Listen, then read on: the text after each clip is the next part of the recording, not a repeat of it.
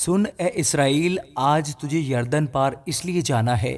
کہ تو ایسی قوموں پر جو تجھ سے بڑی اور زور آور ہیں، اور ایسے بڑے شہروں پر جن کی فصیلیں آسمان سے باتیں کرتی ہیں قبضہ کرے۔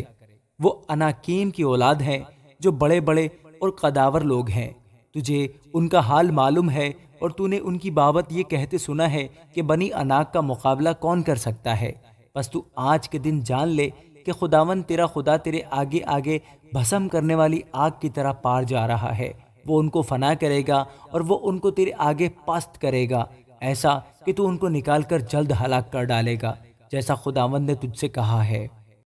اور جب خداوند تیرا خدا ان کو تیرے آگے سے نکال چکے تو اپنے دل میں یہ نہ کہنا کہ میری صداقت کے سبب سے خداوند مجھے اس ملک پر قبضہ کرنے کو یہاں لایا، کیونکہ فی الواقع ان کی شرارت کے سبب سے خداوند ان قوموں کو تیرے آگے سے نکالتا ہے۔ تو اپنی صداقت یا اپنے دل کی راستی کے سبب سے اس ملک پر قبضہ کرنے کو نہیں جا رہا، بلکہ خداوند تیرا خدا ان قوموں کی شرارت کے باعث ان کو تیرے آگے سے خارج کرتا ہے، تاکہ یوں وہ اس وعدہ کو جس کی قسم اس نے تیرے باپ دادا ابراہیم اور اسحاق اور یعقوب سے کھائی پورا کرے۔ غرض تو سمجھ لے کہ خداوند تیرا خدا تیری صداقت کے سبب سے یہ اچھا ملک تجھے قبضہ کرنے کے لیے نہیں دے رہا ہے، کیونکہ تو ایک گردن کش قوم ہے۔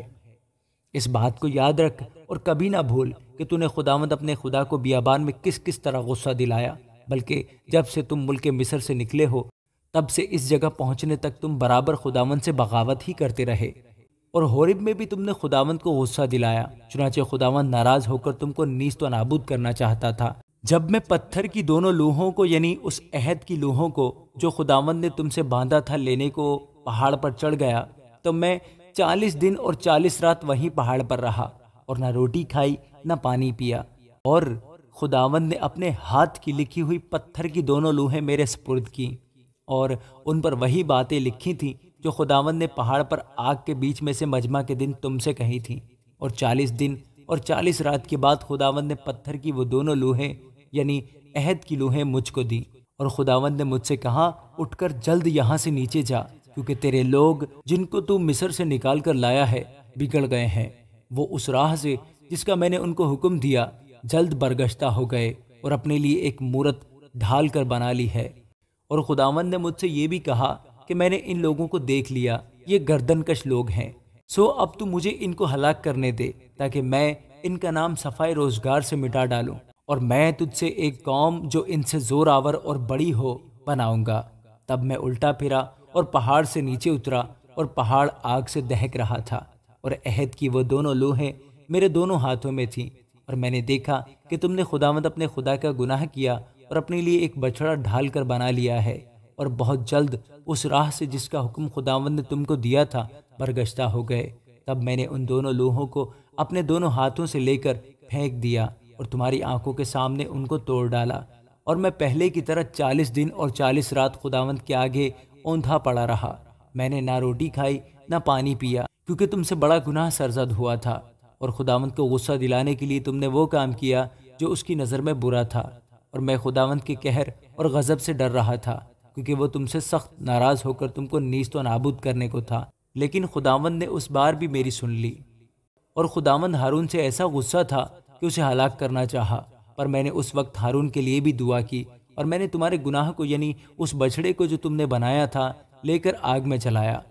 پھر اسے کوٹ کوٹ کر ایسا پسا کہ وہ گرد کی مانند باریک ہو گیا، اور اس کی اس راکھ کو اس ندی میں جو پہاڑ سے نکل کر نیچے بہتی تھی ڈال دیا۔ اور تبعیرہ اور مسا اور کبروت ہتاوا میں بھی تم نے خداوند کو غصہ دلایا۔ اور جب خداوند نے تم کو قادس برنیہ سے یہ کہہ کر روانہ کیا کہ جاؤ اور اس ملک پر جو میں نے تم کو دیا ہے قبضہ کرو، تو اس وقت بھی تم نے خداوند اپنے خدا کے حکم کو عدول کیا اور اس پر ایمان نہ لائے اور اس کی بات نہ مانی۔ جس دن سے میری تم سے واقفیت ہوئی ہے تم برابر خداوند سے سرکشی کرتے رہے ہو۔ سو وہ 40 دن اور 40 رات جو میں خداوند کے آگے اوندھا پڑا رہا، اسی لیے پڑا رہا کیونکہ خداوند نے کہہ دیا تھا کہ وہ تم کو ہلاک کرے گا۔ اور میں نے خداوند سے یہ دعا کی کہ اے خداوند خدا، تو اپنی قوم اور اپنی میراث کے لوگوں کو جن کو تو نے اپنی قدرت سے نجات بخشی اور جن کو تو زور آور ہاتھ سے مصر سے نکال لایا، ہلاک نہ کر، اور اپنے خادم ابراہیم اور اسحاق اور یعقوب کو یاد فرما، اور اس قوم کی خودسری اور شرارت اور گناہ پر نظر نہ کر، تا ایسا نہ ہو کہ جس ملک سے تو ہم کو نکال لایا ہے وہاں کے لوگ کہنے لگیں، چونکہ خداوند اس ملک میں جس کا وعدہ اس نے ان سے کیا تھا پہنچا نہ سکا، اور چونکہ اسے ان سے نفرت بھی تھی اس لیے وہ ان کو نکال لے گیا تاکہ ان کو بیابان میں ہلاک کر دے۔ آخر یہ لوگ تیری قوم اور تیری میراث ہیں جن کو تو اپنے بڑے زور اور بلند بازو سے نکال لایا ہے۔ آمین۔